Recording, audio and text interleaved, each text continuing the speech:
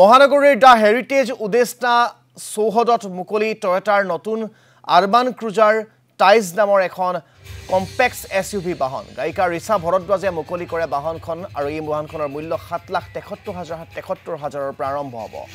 শুকুৰবাৰৰ পৰা 9 জুনলৈকে অসম তথা মেঘালয়ৰ টয়োটাৰ সকলো শ্বৰুমত উপলব্ধ হ'ব এই নতুন বাহনখন সুৰক্ষা আৰু অত্যাধুনিক প্ৰযুক্তি সম্পন্ন বাহনখনে বজাৰ দখল কৰিব বুলি আশাবাদী টয়োটা কৰ্তৃপক্ষ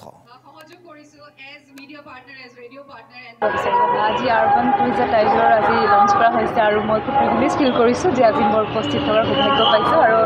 আমি টয়োটাৰ বিষয়ে কি ক'ম সকলোৱে জানো ইমান বেছি কমফৰ্টেবল হয় আৰু মই যিহেতু ট্ৰেভেল কৰা হয় গতিকে আমি ইনোভাটো খুব ফুৰা হয় গতিকে তেওঁলোকৰ বিষয়ে আচলতে কি ক'ম বাৰু সকলোৱে জানে খুব কমফৰ্টেবল হয় আৰু তেওঁলোকৰ ছাৰ্ভিচো খুব বেছি ভাল আফটাৰ চেল ছাৰ্ভিচে হওক ৰিলায়েবিলিটি হয় খুব ভাল লাগিছে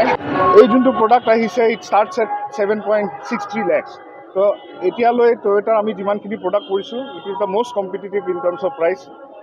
ইয়াতকৈ তলৰ ৰেঞ্জত আজিলৈ টয়োটাই খোজ দিয়া নাছিলে ইণ্ডিয়াৰ বজাৰত আৰু সেইকাৰণে বোধহয় ইণ্ডিয়ান অট'মোবাইল